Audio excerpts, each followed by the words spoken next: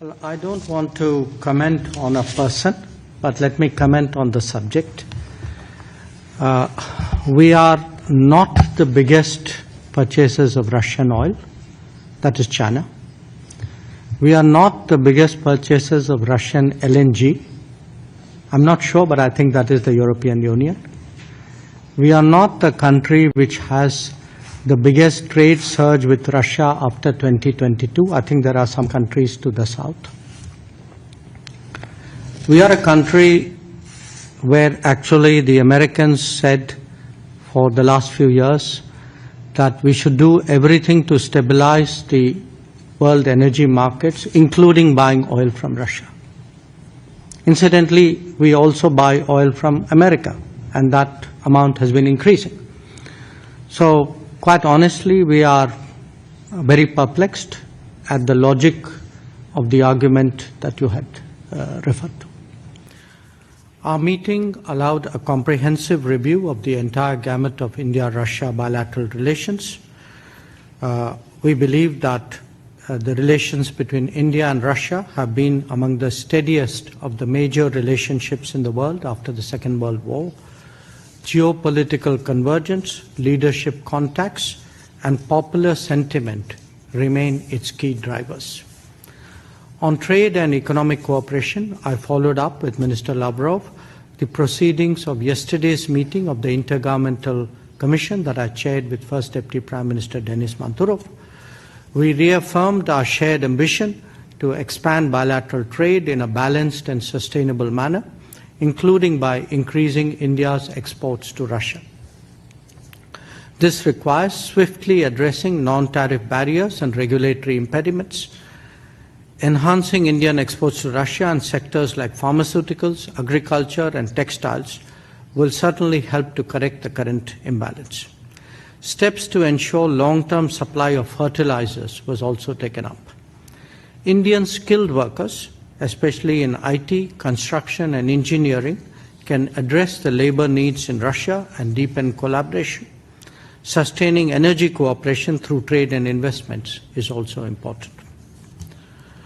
We also spoke about connectivity initiatives, including the International North-South Transport Corridor, the Chennai-Vladivostok Eastern Maritime Corridor, and cooperation in the Northern Sea Route. These corridors promise to deepen economic linkages, reduce transit times, and expand trade access between Eurasia, across Eurasia and beyond. Our defense and military technical cooperation also remains robust. Russia supports India's Make in India goals, including joint production and technology transfer.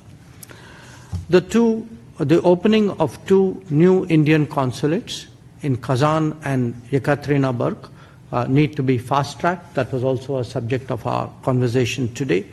These consulates will further deepen our regional outreach and enhance trade and people-to-people ties. I took up the issue of Indians serving in the Russian army. While many have been released, there are still some pending cases with some missing persons. We hope that the Russian side would expeditiously resolve these matters. On global and multilateral cooperation, we reaffirmed our shared commitment to reform of global governance. We underlined the imperative to expand and energize the UN Security Council to reflect contemporary realities.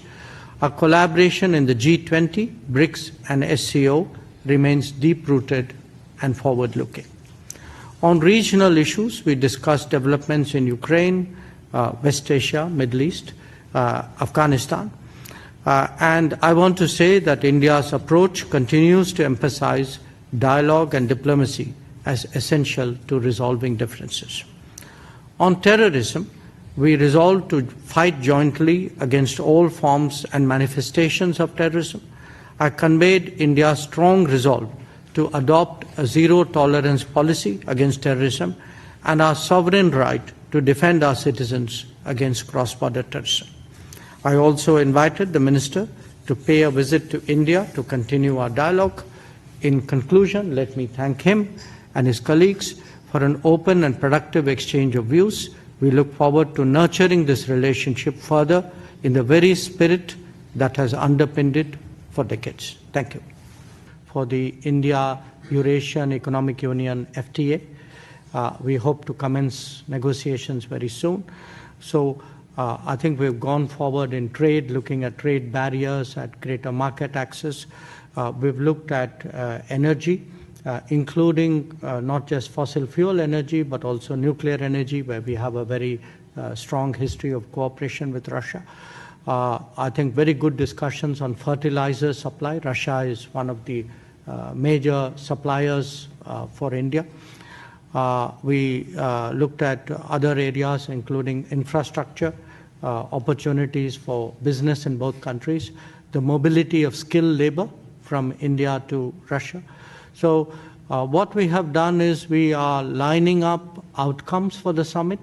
We are taking practical steps so that actually the substance of our relationship grows. At the same time, of course, in our own consultations, I think the political exchange of views is very helpful in making sure the two countries understand each other's interests. So I'm really very, very satisfied with that meeting.